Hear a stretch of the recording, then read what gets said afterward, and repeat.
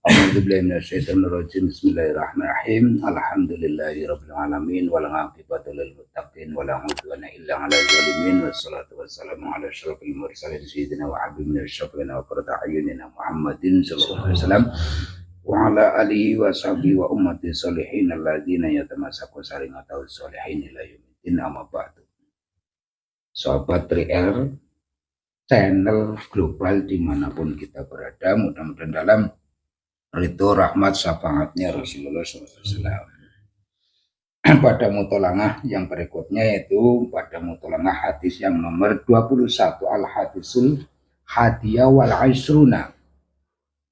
Hadis Ibnu Abbas radhiyallahu anhu annahu qala Rasulullah sallallahu alaihi wasallam man adkhala ala qalbi akhihi muslimi farhan wa sururan fi darid dunya khalaqallahu ta'ala min dzalika malakan yadfa'u anhul afata. Fa idza kana yaumal qiyamati jaa ma'ahu qorinan fa idza marra bihi haulun yafza'uhu qala la takhaf fa yaqulu man anta fa yaqulu anal farahu wasyururu alladzi adkhaltahu ala akhikal muslimi fi darid dunya. Wa fi hadis al-akhara an Nabi sallallahu alaihi wasallam dzikru lafdun akhara idza khalus sururi fi qalbi mu'minin khairun min ibadati sittina sanah. Alhamdulillah, dalam artian dari Ibnu Abbas radhiyallahu anhu qol, beliau Rasulullah ngendika barang siapapun orangnya yang memasukkan kebahagiaan, kebungahan kepada saudara muslimnya di dunia ini, maka bahagia itu, kebungahan itu oleh Allah dicetak, dicipta menjadi malaikat. Dan malaikat yang dicetak dari rasa bahagia yang dimasukkan kepada saudara muslimnya, malaikat tersebut akan bekerja sampai hari kiamat menolak ataupun menghalang-halangi dari mara bahayanya. Tatkala datang di hari kiamat, maka si malaikat tersebut mendatangi seseorang itu menjadi kanca dekatnya. Tatkala lewat padanya pakaiwuh itu mara bahaya yang menyebabkan menakutkan, maka malaikat tersebut mengatakan jangan takut. Orang tersebut menanyakan, kamu itu siapa? Si malak tersebut menjawab, anal farhu wasururu, saya adalah kebahagiaan dan kebungahan. Farah wasurur, yaitu kebahagiaan ataupun kebungahan yang Anda masukkan kepada saudara Anda muslim di dunianya. Dalam hadis yang lain, Rasulullah ngendikake idza khalus surur, memasukkan bahagia ke dalam hati saudara kita mukmin itu lebih baik dibandingkan beribadah 60 tahun min ibadati sittina sanatan, dibandingkan beribadah 60 tahun siang dan malamnya. Alhamdulillahirabbil alamin. Jadi idkhalus surur fi akhikal muslim atau fi qalbil mukmin, di situ itu oleh Allah akan dijadikan malaikat yang akan menjaga kita dari mara bahaya, dan di akhirat akan menjadi korin, kanca dekat yang akan memberikan kontribusi la takhaf. Beliau yang akan menekel hal-hal yang menakutkan. Dan didatangnya hari kiamat tersebut Orang tersebut menanya, Anda itu siapa? Saya adalah al-farahu was-surur. Ada khol tahu al akhikal muslim ataupun akhikal mukmin. Saya adalah bahagia yang Anda masukkan kepada saudara Anda di dunia dulu.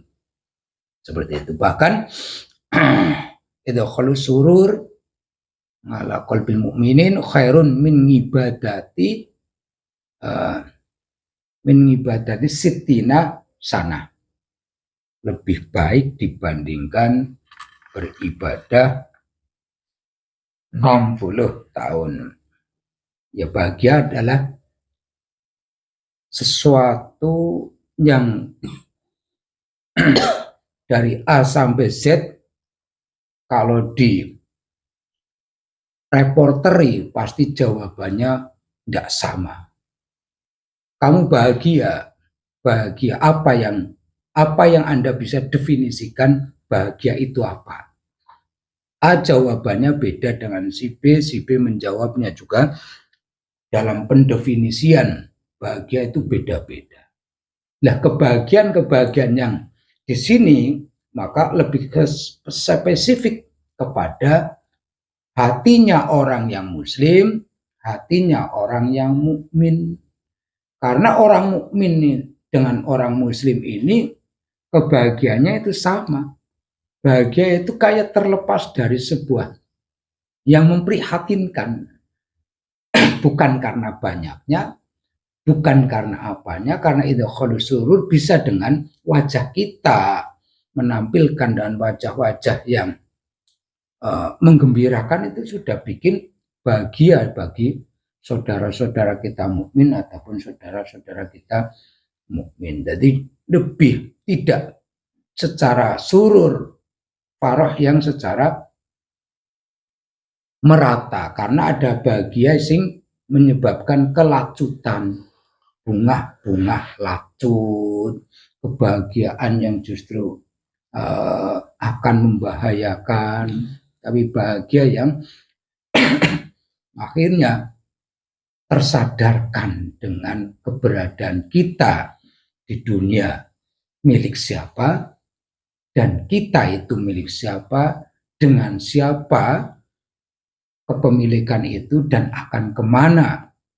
Nah, jadi kebahagiaan yang lebih spesifik adalah kebahagiaan di mana lebih mengenalkan pada tujuan-tujuan keimanan, tujuan-tujuan kepada keislaman. Jadi bisa dengan metode ilmu, bisa dengan metode akidah, bisa metode dengan mengajak, dengan diajak sampai di situ tuh merasakan dan mau masuk, baru di situ itu parah wasoro.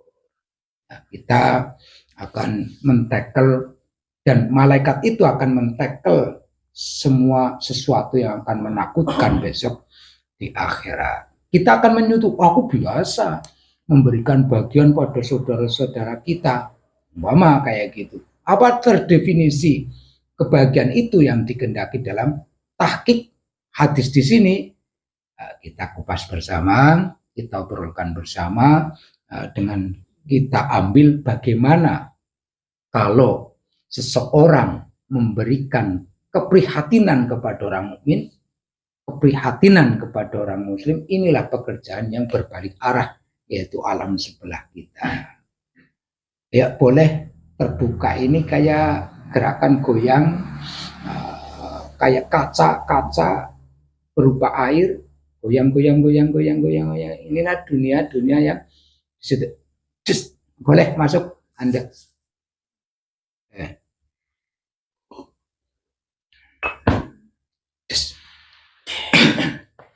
Ada pertanyaan, kenapa sih harus ngaji hadis, kok harus mediasikan dengan dunia lain? Ya karena apa? Pertama Nabi Adam diajarkan oleh Allah dengan laduninya Allah kepada Nabi Adam, lalu diajaknya cerdas cermat, dan disitulah iblis tidak mau sujud karena merasa pintar, merasa lebih panjang umurnya karena sudah terlalu lama juga ibadahnya, sudah jutaan tahun dan seterusnya. Itu dengan urusan ilmu, maka ilmu jelas makin kita itu mengenal ilmu, dimensi kita dalam ke dimensi ketuhanan, ke dimensi kerasulan, ke dimensi alam-alam keimanan dan keislaman. Makanya kenapa kita harus kok ngaji hadis kok disangkutkan dengan ya kayak gini. Itu alasannya tatkala kita mengenal ilmu, kita sebenarnya masuk ke dimensi sifatullah. Al-ilmu sifatullah. Ini.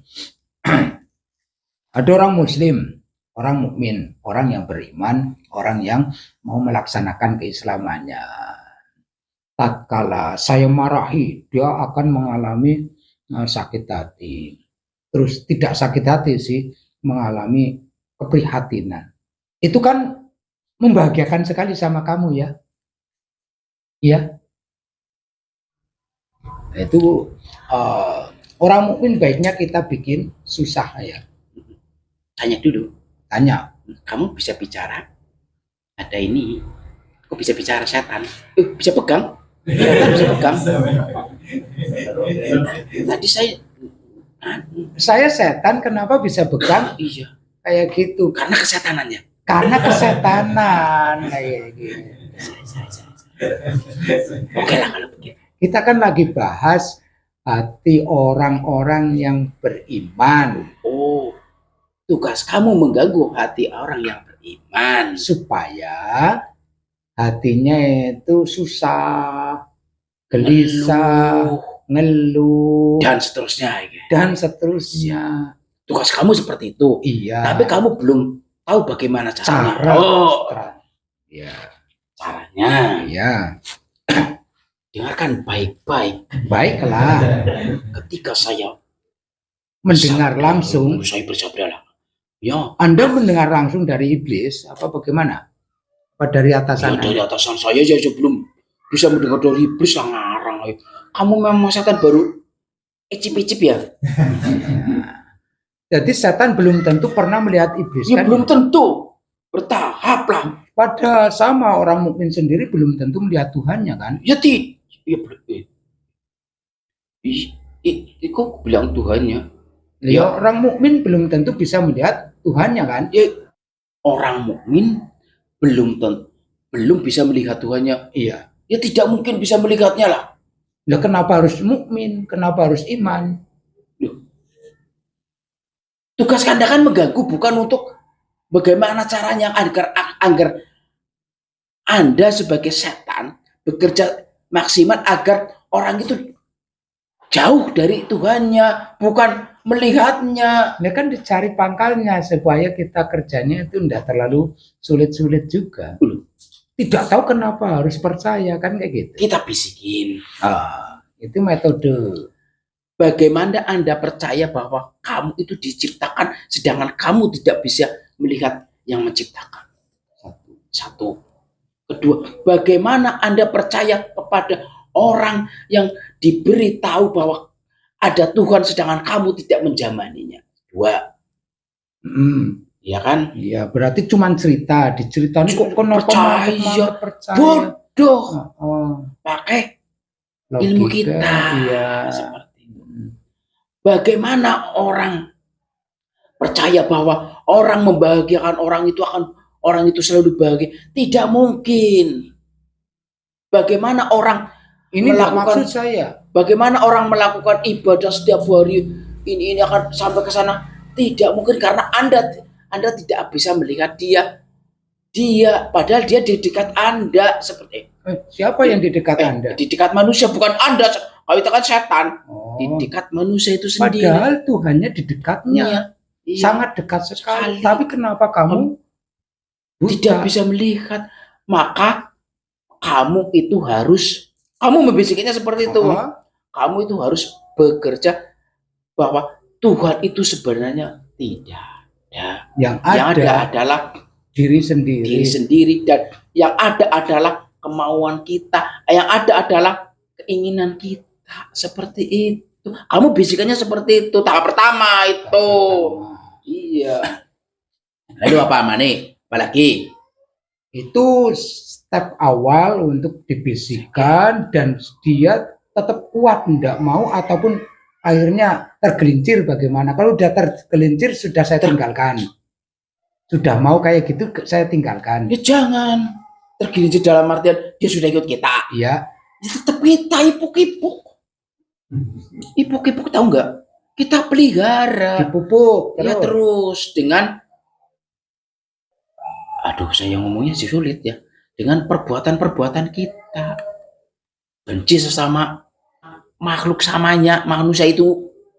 Paham nggak? Orang ini kita cetak supaya menjadi pembenci kepada orang-orang yang mengajari tentang keimanan. Ya seperti itu. Karena tema awal adalah jangan percaya pada kamu kan cuma diceritani. Iya. Kenapa harus percaya? Bencilah orang yang memberikan pengetahuan. Memberi pengetahuan itu.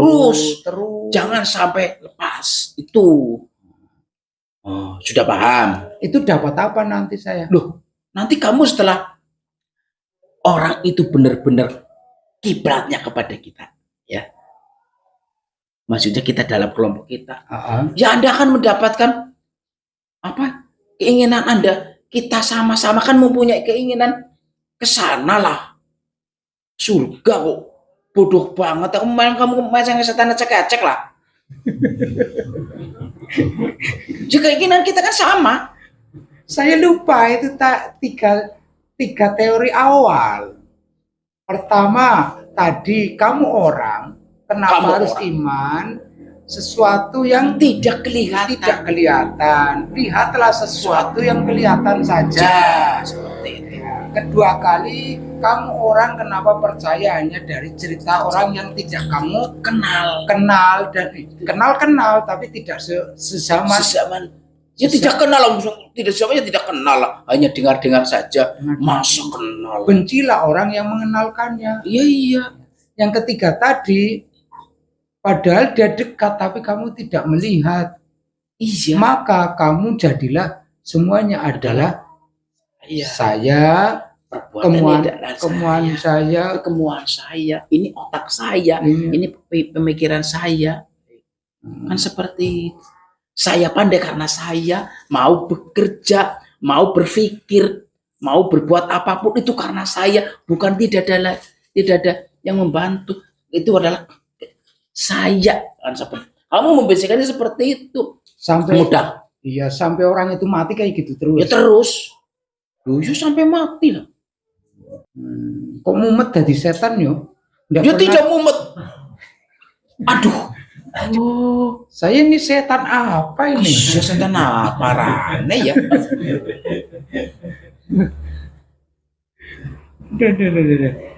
Ini sebentar lagi setannya cerdas ini. Jadi manusia itu bisa memproduksi setan. Bisa. Manusia juga bisa memproduksi malaikat. Oh bohong itu. Itu bohong. Masa manusia memproduksi malaikat? Ya nggak ada caranya. Itu kamu setan itu terbawa manusia nantinya. Oh, ini kan penyelidikan. Tidak ada setan akan terbawa manusia. Manusia yang terbawa setan. Tidak ada. Bukan amalan-amalan bisa menciptakan malaikat. Nggak ada. Itu kamu harus didaftar seperti itu. Nanti kamu ikut-ikutan. Masa ada setan tobat. Masa ada setan tobat. Tapi yang jelas manusia itu bisa memproduksi setan. Ini rahasia. Ya, nanti rahasia. Jadi kamu menghindar ya. Kalau orang sudah bisa menciptakan cahaya lah. Ya. Kalau orang itu sudah bercahaya, saya harus menghindar, istirahat. Nanti kan dulu. Ada yang lebih kuat lagi yang untuk mengganggu. Saya boleh istirahat. Ya tidak istirahat, kamu mengganggu yang lain lagi. Capek juga jadi setan. Ya tidak capek itu. Nanti kan pahalanya luar biasa apanya ya. Kita kesananya ke anugerah ataupun imbang iblis menjanjikan itu luar biasa nantinya. Kalau kita seluruh tidak ada hentinya, dipantau terus kita sebenarnya. Ini dalam pantauannya. Iya udah, ini mau masuk bersama-sama iblis ke surga enggak? Mau kan? Iya. Ya jelas harus bekerja terus lah. Ngarang setan-setan apa? Jadi sekali kerja tetap kerja. Walaupun Walaupun sampai tercapek-capek bagaimanapun. oleh cahaya itu sendiri. Cahaya itu mencabik, Bisa mencabik-cabik. dan Jadi kalau hancur.